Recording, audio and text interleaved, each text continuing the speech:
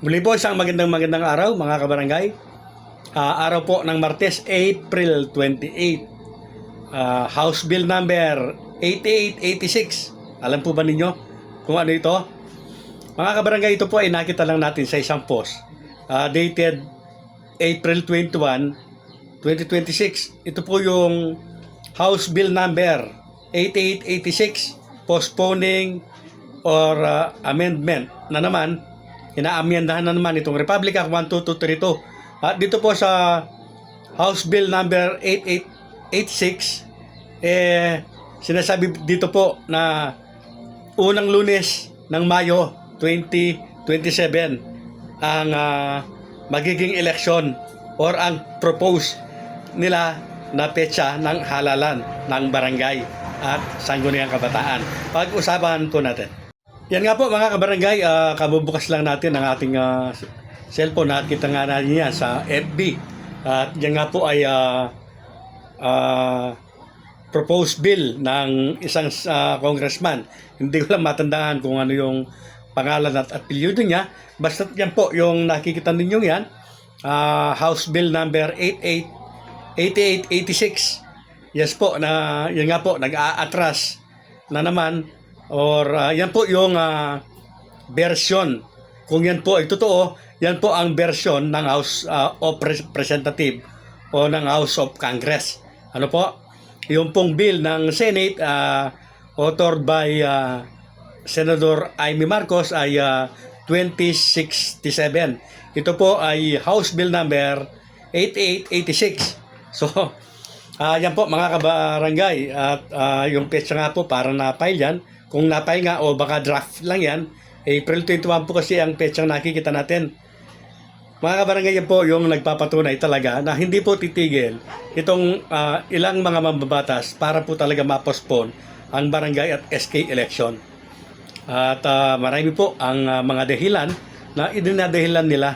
Lalo-lalo na nga po itong krisis na nangyayari ngayon sa ating bansa.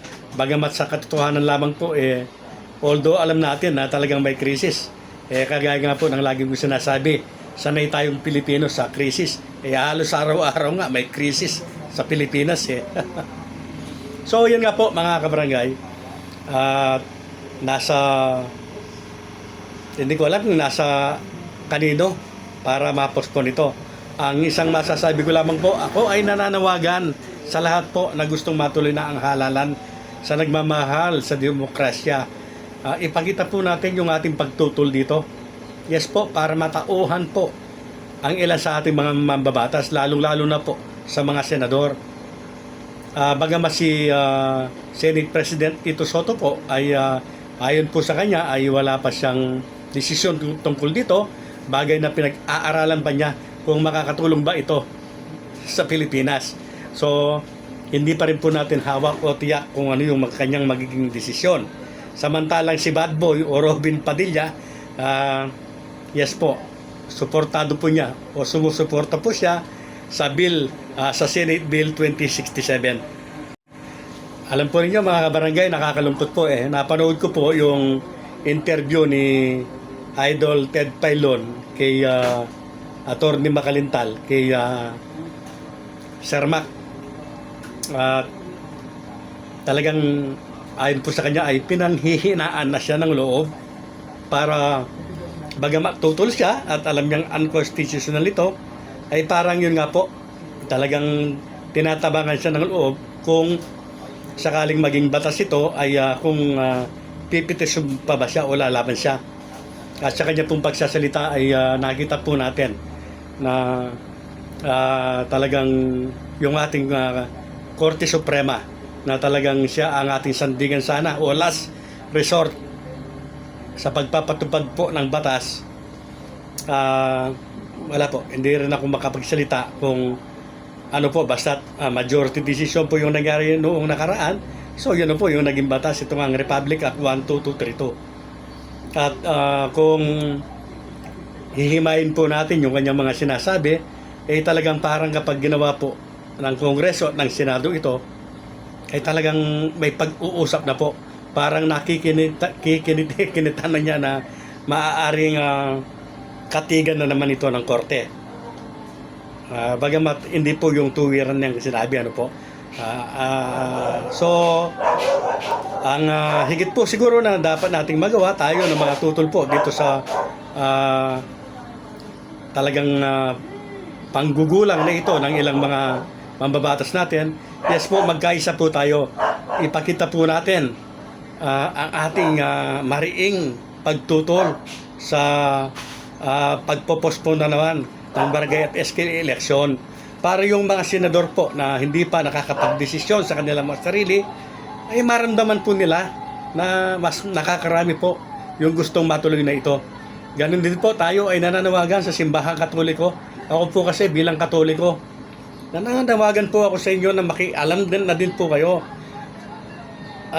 Siguro naman po ay alam naman ninyo na unconstitutional po itong isinusulong na House Bill number 2067 na ito o Senate Bill number 2067 at ito na nga po ngayon na bago ay ito pong House Bill number 8886.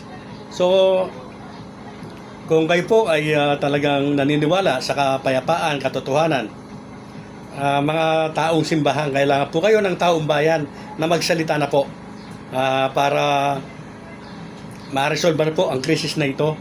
Huwag na po nating hintayin na maging batas pa ito. Huwag na po nating hintayin na ito po ay susugan at katigan pa ng Korte Suprema.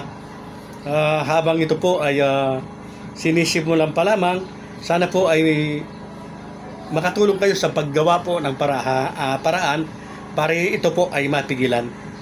So yan po mga kabarangay, ang House Bill number 8886 ay gustong itakda po ang barangay at SK election sa unang Lunes po ng Mayo sa 2027. So more or less 6 months po.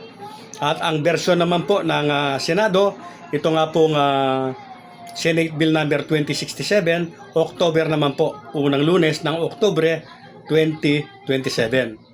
Kung inyo pong napanood, magugunita yung sinabi po nitong si Comelec Chairman George Garcia na hanggang 6 na buwan lamang kaya nila.